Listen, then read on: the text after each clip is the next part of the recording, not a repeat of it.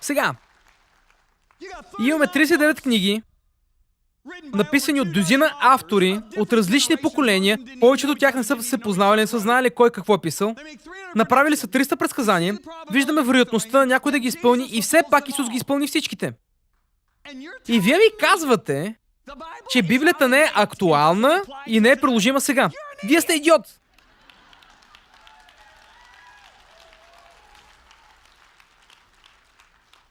Това трябва да се промени. Избързвам. По-рано тази година бях в един самолет. Летях за Хавай, за да служа на една конференция.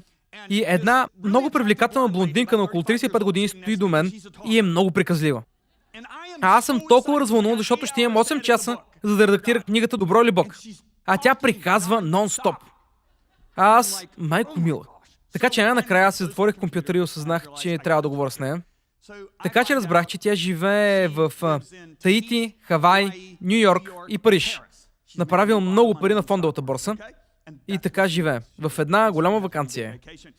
Така че търсех възможност и най-накрая казах, видях отворена врата и започнах да й говоря за Исус. И тя каза, чакай малко. Помнете, че говорим от часове, така че...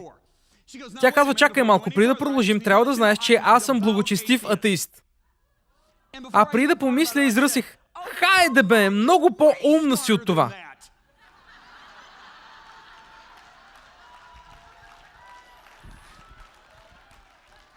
Тя ме погледна и каза, това аз щях да ти го кажа на тебе.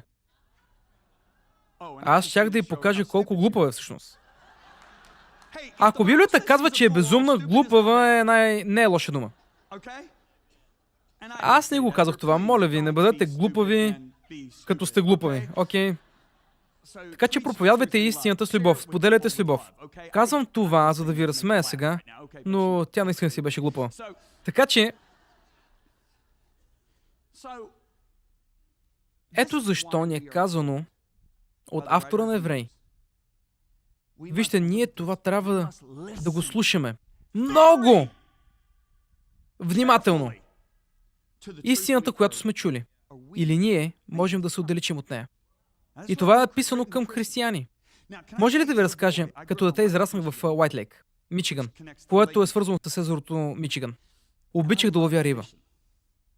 Понякога се качвах на лодка и бях толкова развълнуван за риболова, че не пусках котва. Ловя риба половин час и като се огледам, не мога да разпозная брега, отдалечил съм се много. Защото отдалечаването никога не става съзнателно.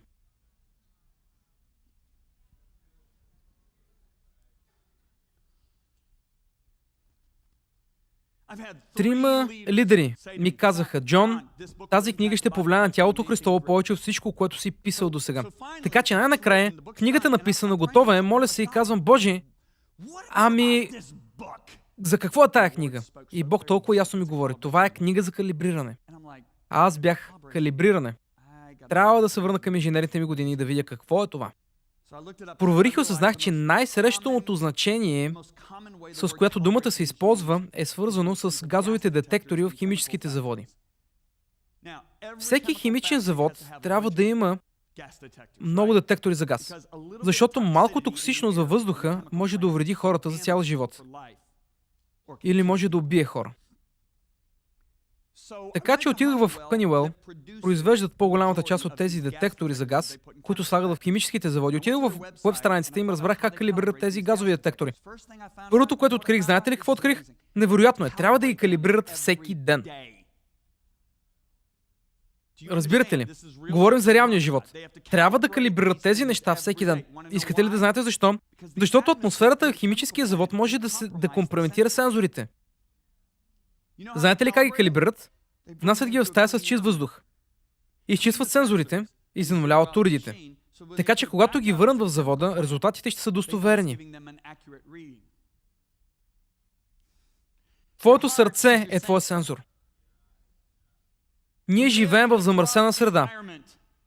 Така че трябва да отидем в стая с чист въздух. Божието присъствие, Божието Слово. Трябва да изчистим сензорите и да занулим сензорите си, за да можем, като се върнем в замърсената среда на света, да не бъдем като него. Но да следваме това, което е добро, съвършено и приемливо. Божията воля.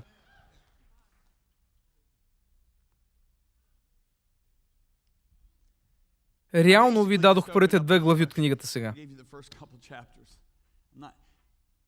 Това, което се случва днес, хора, и има толкова много неща, които изреждам в книгата и не искам да се ограничавам само до това, но чувствам, че трябва да го кажа това, защото толкова е широко разпространено. Вярно ли е, че излизаме с учения, които са добри? И откриваме тези учения в Библията, но не проповядваме цялостния Божий замисъл. Вижте, Павел направи изявление. Той каза, аз съм навиен от кръвта на всички човеци, защото не се посвених да ви изявя цялата Божия воля. Това, което ще ни вкара в проблем, не е това, което казваме, а това, което не казваме.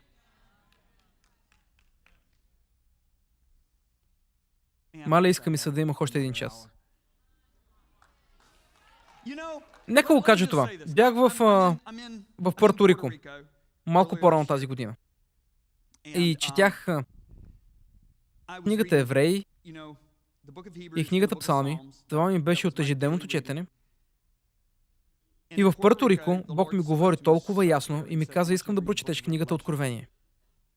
Така че отидох там и започнах да чета Откровение 1, Откровение 2, нещо се случи и излязохме.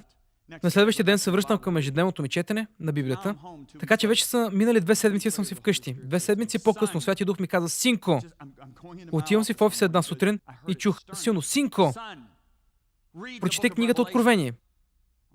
Казах си, уоу, преди 2 седмици в Пуерто Рико прочетох 2 глави, после спрях, така че знаете ли какво направих? Започнах с 3 глава.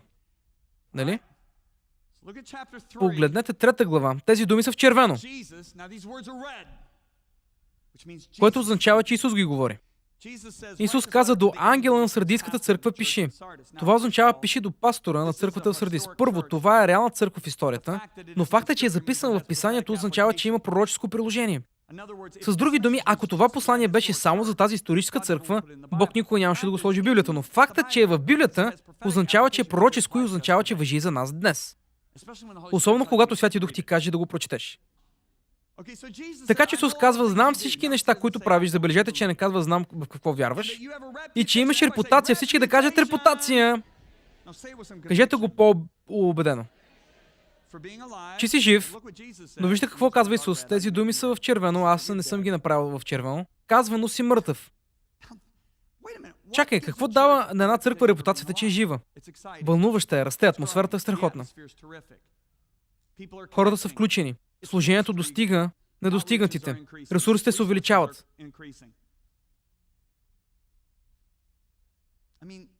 Може ли наистина да сме честни? Не погледаш църква, която на 600 години и все още има само 100 човека, които посещават, свирят умрела музика и не казваш, вау, това е църква, чиято репутация, че жива е голяма. На една и съща страница ли сме все още? Казвано си мъртъв. Какво ни говори това? Виждаме, че Исус използва думата мъртъв в притча, когато казва, синът ми беше мъртъв, а сега е жив, когато се завърна. Виждаме Библията да използва думата умрял във връзка с утробата на Сара. Авраам не считаше какво? Мъртвостта на своето тяло и утробата на Сара. Какво означава замъртвяло? Ами не можеш да се възпроизвеждаш. С други думи, Исус казва, имаш репутация, че си жив, очевидно броя на хората расте, атмосферата е вълнуваща, но не произвеждаш христоподобни хора. С други думи, нямаш истински обращения или ученици. Знаете ли какъв бил най-големият страх на Уилям Буд за църквата след 100 години от времето, когато е починал? А ние сме точно 103 години след смъртта му. Той е казал, че ще има прошка без покаяние. Ще има спасение без обновление. Ще има небе и няма да имат. Вау! Мисля, че е бил пророк. Вижте какво казва Исус на тази църква. Събуди се. Всички да кажат събуди се. Кога Павел използва тази дума? Той казва събудете се за праведност и спрете да съгрешавате. С други думи, събуди се в Новия Завет се използва в смисъл, че християните са влезли в привичен модел на съгрешаване и тогава апостола или Исус казва събуди се. Виждате ли това? Кажете амин. Исус казва бодрствай и закрепи останалото, което е било близо до умиране.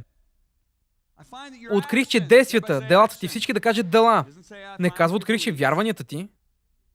Говорим за действия тук. Не посрещате изискванията. Какво? Изискванията на моя Бог. Исус го каза това.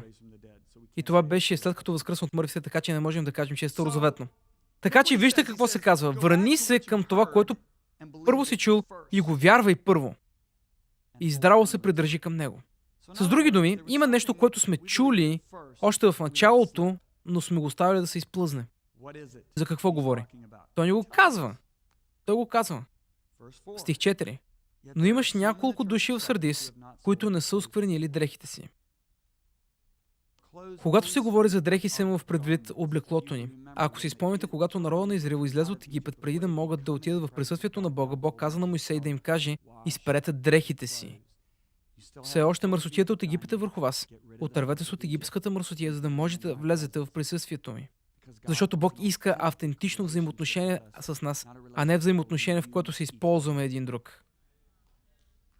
Вижте, Бог никога не е искал да те използва и не е искал ти да използваш Него. Света търси какво? Пожеланието на очите, похотта на плътта и статус и репутация. Това представлява света. Не е дим, осветление или хубаво облекло и така нататък. Похотта на плътта прави всичко с себичен мотив. Бог казва: искам автентичност. Аз съм безкористен към вас и искам вие да сте безкористни към мен. Искам ви вас всички за себе си. Ето защо Павел идва и казва: нека изчистим себе си. Не казва кръвта на Исус ще ни изчисти, защото не говори за оправдание тук, а говори за освещение. Казва: нека осветим себе си, за да влезем в присъствието на Исус. Виждате ли това? По всичко, което замърсява тялото и духа. Това е нашето облекло. Нека вървим към пълно освещение, святост. Това е думата, която плаши хората днес. Ще ви кажа, разбирам защо. Искам да спрете и да помислите с мен за минутка сега. С какво се описва църквата, за която Исус ще се върне? Само едно описание. Свята църква, без петно или бръчка. Библията не казва, че ще се върне за добре ръководена църква. Църква, която е добре с обществото. Дори не е за църква изпълнена с вяра. Да, той ще търси вяра, когато се върне на земята, но не това е описанието на църквата. Дори не църква на любов. Всички тези неща са наистина важни. Но най-важното описание е святост. Представете си, че сте на мястото на дявола за 30 секунди. Какво правите? Святостта е толкова важна. Издигате много ядосани, притежаващи зъл дух проповедници. Окей. Те дори не трябва да проповядват. Трябва да бъдат заключени някъде, докато всичко им се изясни. Защото те дори не харесват хората. Никой не трябва да е в служение, ако не обича хората. Мале, мила. Така че какво правят те? Бият хората, защото дори не харесват хората. И използват писанието, за да го правят. И създават клуб на святите. И всичко се свежда до поведение. Как аз мисля, че трябва да се държиш, така че да може да дойдеш в моя клуб. Светостта не е клуб. Става въпрос за присъствие.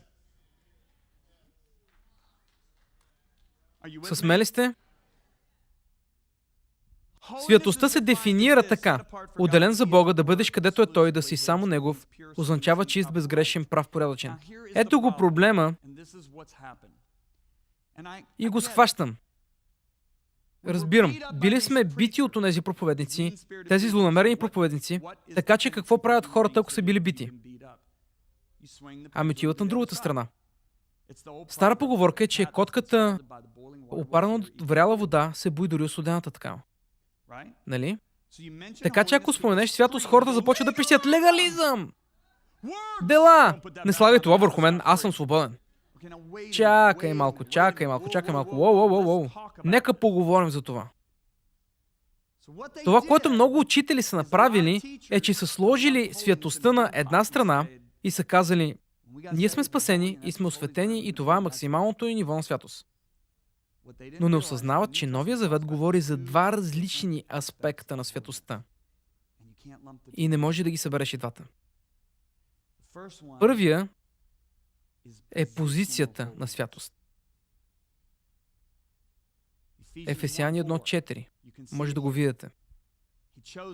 Като ни е избрал в Него преди създанието на света, за да бъдем святи и без недостатък.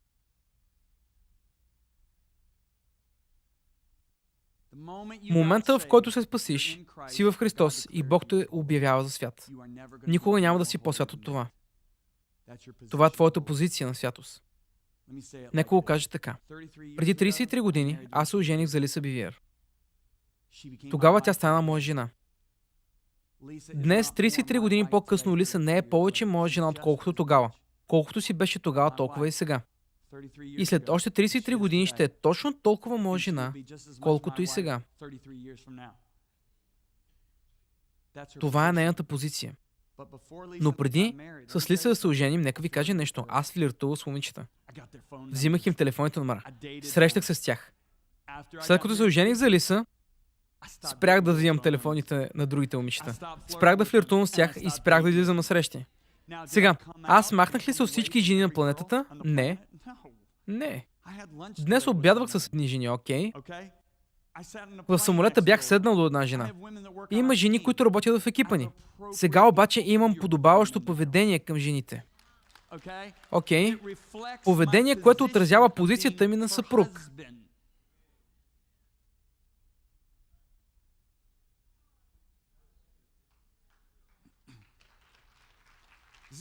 Има ли логика? Окей. Така че, слушайте, евреи. Чакайте малко. Нека поговоря за другата святост. Другия аспект е святост в поведението. Вижте това.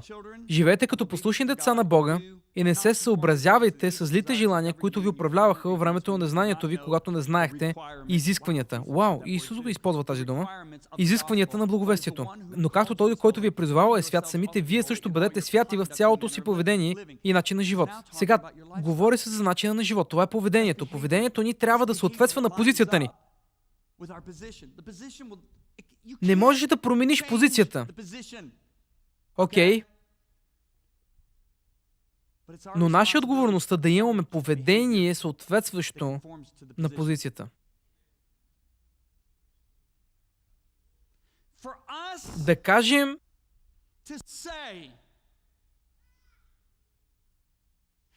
аз съм спасен чрез вяра, но продължаваме да живеем в грях, е все едно, като аз като съпруг да кажа, Лиса, аз фактически съм женен за теб. Ето го свидетелството за брак, но също време да спя с други жени. Аз технически може да съм женен, но какво няма да имам? Няма да имам интимност. Ето защо Библията казва, стремете се, преследвайте святостта. Всички да кажат, преследвам. Не е ли интересно, думата преследвам означава гоня с намерение да заловя. Говори се на християни тук. Преследвайте святостта с намерение да я заловите, без която никой няма да види Господа. Сега, може ли да ви кажа нещо? Ще завърша с това. Слушайте. Всеки ще види Бога. За какво се говори тук? Нека го кажем така. Като американски гражданин, през последните 56 години съм бил под управлението на 10 президента. Не съм виждал нито един от тях обаче. Не съм бил в присъствието на нито един от тях.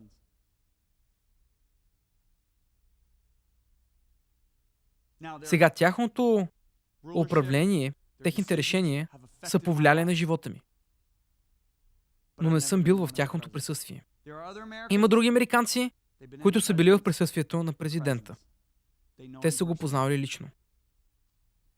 Има християни, които са под юрисдикцията на властта на Исус. Неговите решения са повлияли на животите им, но те не влизат в Неговото присъствие. Знаете ли какво наистина ме предпазва да не извършва прелюбодейство. Причина номер 1 да не извърши прелюбодейство срещу Елиса Бевир е страха ми от Бога, но номер 2 и наистина двете са много близо. Знаете ли какво ме предпазва? Не искам да загубя невероятната възможност да познавам тази невероятна жена. Не искам да загубя интимността. Така че вижте, святостта не е клуб, а е аз искам интимност с Бог. И да съм честен с вас, вълнуващо е. Ако погледнете Исус в Йоан 14:21, ще завърша с този стих. Погледнете това. Исус казва в Йоан 14:21, в разширения превод: човекът, който има моите заповеди и ги пази, наистина ме обича. И аз ще го възлюбя и ще му покажа и разкрия, манифестирам себе си. И вижте какво казва. Аз ще бъда ясно видян от него и ще направя себе си реален за него.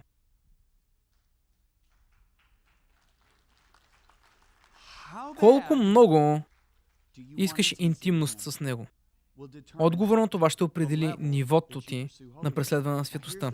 Ето е добрата новина. Нямам време да разглеждам го в книгата. Добрата новина е, че Бог ни е дал сила, овластяване вътре в нас. Нарича се благодат, която ни дава способността да живеем живот, който отговаря на позицията ни. Така че Бог ни е дал всичко. Смели сте? Така че това, което е станало, е, че в много църкви в Америка ние сме заменили присъствието с атмосфера. Мислим си, трябва да имаме хубава атмосфера, но ни липсва присъствието, което ни променя. Защо? Срещали ли сте християнин, който е християнин от 7 години и е същия, откакто се е спасил? Знаете ли защо? Не го вижда. Защото Библията ни казва, че когато гледаме Бог, ние се променяме в Неговия образ от слава в слава. Това, което се случва е, че ти се промениш, когато си в присъствието на дадени хора и ставаш като тях. Ако погледнете Давид, най-презрените хора, длъжниците, от тайката на обществото, те дойдоха при него, но понеже бяха около принц, който имаше невероятен характер, те станаха най-великите мъже в цялото си поколение. Не само в Израел, но и в другите нации. И това поради този, около когото седяха, поради присъствието, в което бяха. Аз искам да съм в Неговото присъствие. Защото искам да стана мъдър като Него. Защото искам да обичам като Него. Защото искам да говоря като Него. Защото искам да живея като Него. Защото искам да мисля като Него. Защото искам да извърша невъзможното с Него. Ето защо преследвам светостта. Така че като служител, ако искам да успокоя съзнанието ти, ще ти кажа, не се притеснявай за светостта, всички сме в плът. Просто направи най-доброто, което можеш. Хей, няма проблем. Така аз ти отказвам шанса да станеш мъдър като Него. Да бъдеш в Неговото присъствие, да се промениш. Всъщност ти вредя така. Има път, който изглежда прав, но те кара на място, на което не искаш да отидеш. Като служител и като служители ние не искаме да направим това. Искаме да ви кажем истината, за да можете да се наслаждавате на това общение с Него. За да завърша, гледайте това. Emma, these past 7 months have been incredible. And, I mean, honestly, when I saw you 7 months ago, I knew from that moment that I wanted to spend the rest of my life with you. You're kind, beautiful, smart. I can't picture a more perfect woman. So, Emma Lily Thompson, will you marry me? Yes. I have to see other guys on the side, but yes. Wait, what? What other guys? What are you talking about? I'm the perfect woman. Just like you said, I'm going to have gourmet meals for us every single night. Our house is going to be perfect. Oh, it's going to be amazing, babe. And I mean, you don't really expect me to be a one-man kind of woman anyway. No, that's actually like a big part of marriage. Like you and me together. Yeah, but I can't give up every guy. I mean, that's asking a little much, don't you think? A little. I just asked you to marry me. If we're married, You can't see anyone else. That's Babe, just not- wait. Okay, Okay, I'm so- shh. It's okay. Listen to me. Listen to me. Look at me. I'm sorry. I shouldn't have said that. You're right. I was wrong. Thank I you. totally understand where you're coming from. This is our moment. And we're going to be so happy together. Every single day. Except once a week. Well, once a week. Okay. What? Just a no. fling, once a Did week. did you not listen to anything Every I other just year? said? No. On a What? leap year? No. Okay. Emma, I can't. I can't. Once a week on a leap year and you're going to freak out? Emma, we're done. What? Babe, you were just asking me to marry you. Are you kidding me? Seriously? Really?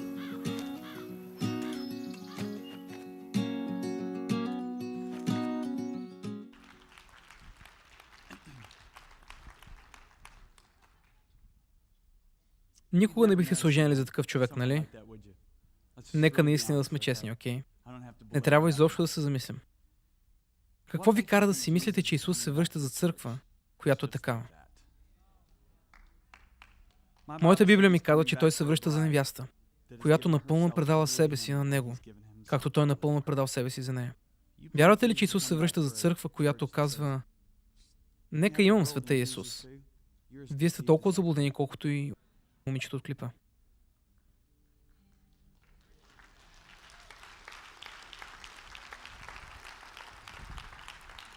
Нека всяка глава е наведена и всяко око затворено, всяка глава наведена и всяко око затворено.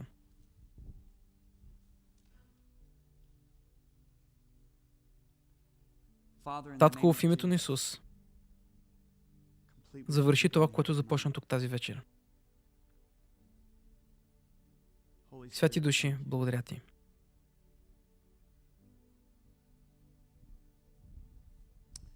Може да идваш на църква, да вярваш, че Исус е Синът на Бога, да вярваш, че се е родил девица, вярваш, че е умрял на кръста, възкръснал от мъртвите, но да нямаш заветни взаимоотношения с Бог. Може да кажеш: Джон, как може да кажеш това? Нека ви дам пример. Ако има едно момиче, което се среща с момче, тя знае, че той е невероятен математик, че има белек на лицето, защото когато е бил на 5 е паднал от колело, знае, че е невероятен потребак, била е в къщата му, срещнала се с родителите му, но това не я прави да има заветни взаимоотношения с него. Не е докато той не падне на едно коляно, както Алекс направи във видеото, не отвори една кутийка за пръсене и да каже: ще станеш ли моя съпруга. Сега тя има избор. Може да каже не и да продължи да си знае за него, да познава роднините му, но да няма заветно взаимоотношение с него. Или може да каже да. И ако каже да, 2 месеца по-късно ще върви към олтара в църквата, облечена в бяла рокля, пред цялото си семейство и приятели. Знаете ли какво всъщност ще казва с това? Тя ще казва с Богом на всеки един мъж по лицето на земята, освен този, който я чака. Тя му дава цялото си сърце, целия си живот.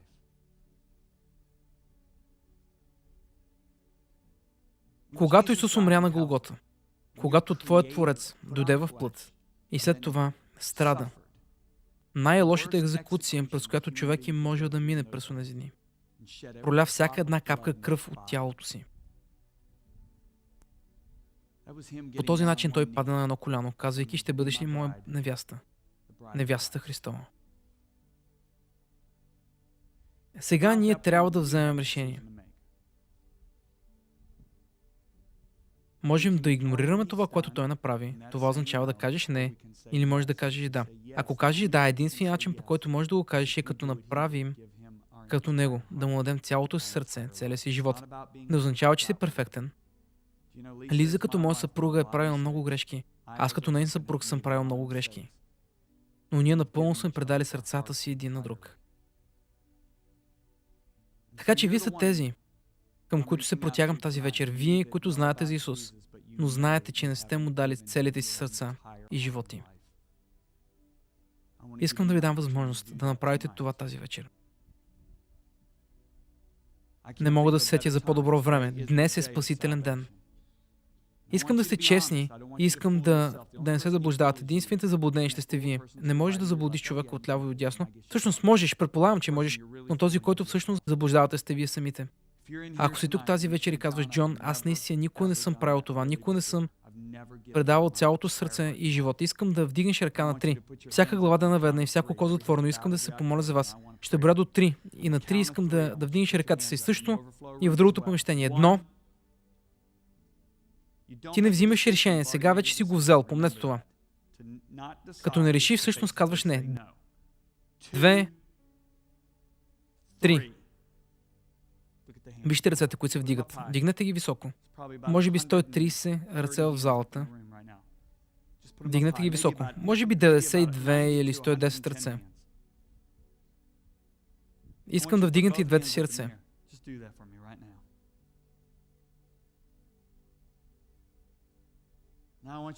Искам да стоите там, където сте.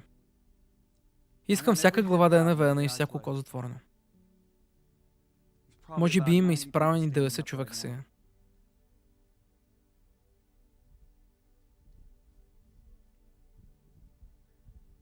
Ако си тук тази вечер и казваш, знаеш ли, аз предадох живота си, но не съм преследвал светостта. Взимал съм го много обикновено и съм го принизил. Аз искам тази интимност, искам да преследвам и искам да вярвам на Бог за благодат, за да живея богоугоден живот. Искам да бъда напълно Негов. Ако това си ти, искам да се изправиш заедно с другите. Точно сега. Просто казваш, аз не съм преследвал свят живот, но ще го направя.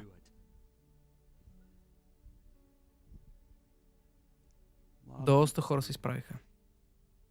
Знаете ли, усещам, че има някои хора тук, които не се изправиха на първия призив, а вие знаете, че трябва да се изправите. Ще ви дам още един шанс да се изправите, преди да се моля. Моля ви, не изпускайте тази възможност. Всяка глава да е наведена, всяко око затворено. Искам да имате още един шанс да се изправите. Усещам, че има хора, вие никога не сте му давали пълното господство на живота ви, цялото ви сърце. Просто се изправете. Да, Господине. Още някой. Да, Госпожи. Още някой. Да, Госпожа. Още някой. Да, Госпожо. Да, Господине. Да, Господине. Още много се изправиха. Има ли още? Искам да ви дам още един шанс.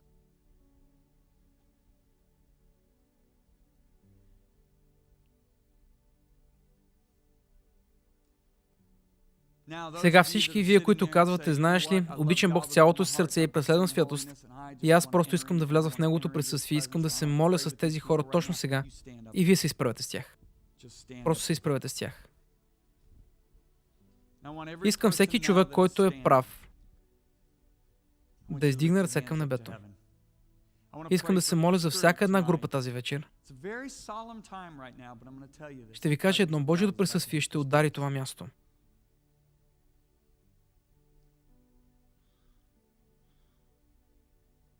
Ако можехте да видите лицето на Исус сега, нямаше да видите отвратена физиономия, нямаше да видите гняв. Щяхте да видите най-голямата усмивка. Щяхте да видите най-нежни, но строги очи. Щяха да бъдат напълно фокусирани върху вас. Искам да затворите външните си очи и да погледнете отвътре. Някои от вас ще видят проблясъци.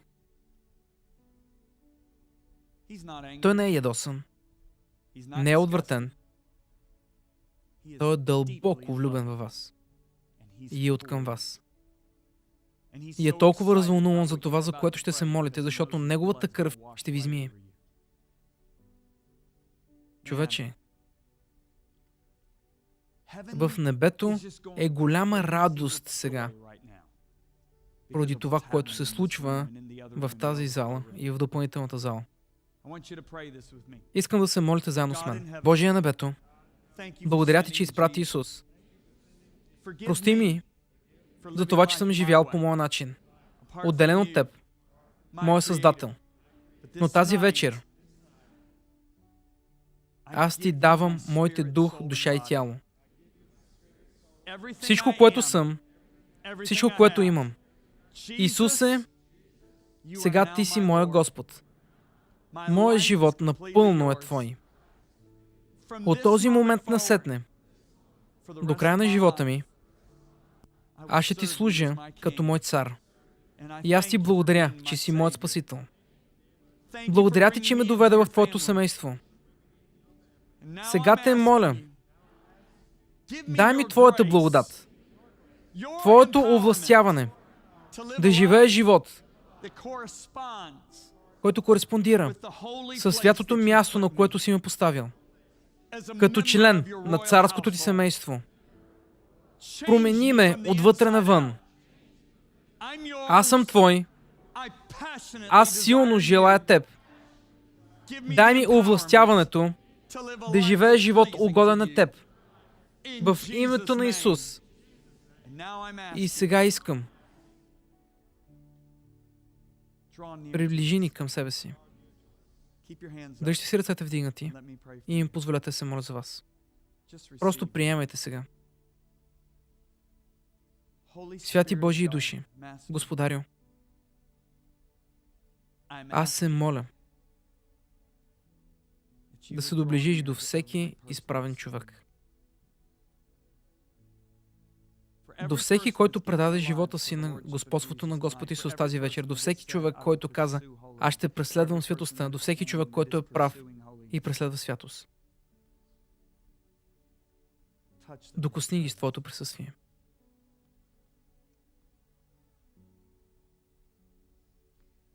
Ето го Неговото присъствие.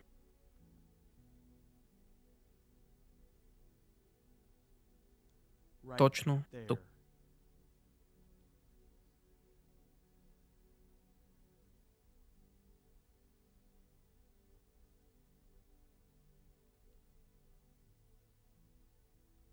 Помните ли тази дума истина? Искам да говорите не от рутина, не на изуст. Искам да шепнете към Него. Не ме интересува какво казвате, само да е искрено.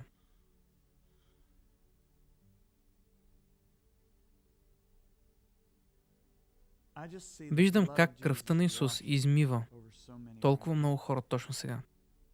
В цялата тази зала, цялата допълнителна зала. Просто виждам кръвта на Исус, почти като ръка, измива и очиства, прощава.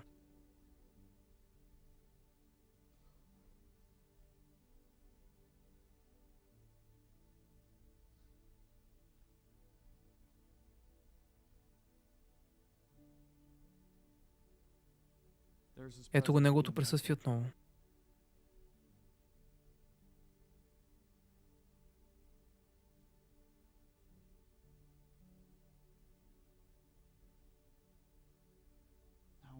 Искам просто да прошепнете и да му благодарите. Просто му благодарете.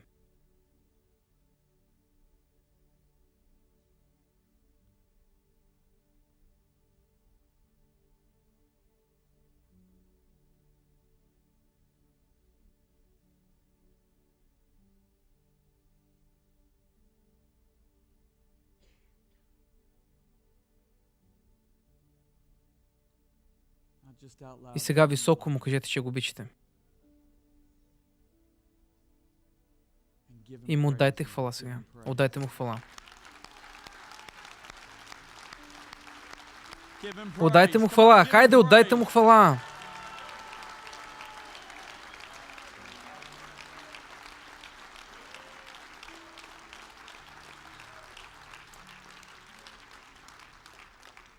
Искам да са честни. Колко от вас усетиха присъствието на Бога? Нека вдигнат ръце. Бъдете честни. Всички. Можете да седнете. Знам, че утре е учебен ден и не искам да ви задържам повече, но може ли да кажа нещо? Надявам се да не съм отишъл в аспект на несвятостта и да не съм ви дал завършеното послание. То е все едно. Някога имали ли сте колело или друго оборудване и да не са ви пратили правилните инструменти или правилните части и не можете да го сглобите? Знаете ли колко фрустриращо е това? Мислите ли, че Бог ще ви даде непълен пакет при спасението ви? Ако в Новия Завет Бог казва, преследвайте святостта, познайте какво ви е дал. Дал ви инструментите, силата да го направите. И не искам никой да вярва, че няма това. Получихте ли нещо тази вечер? Амин.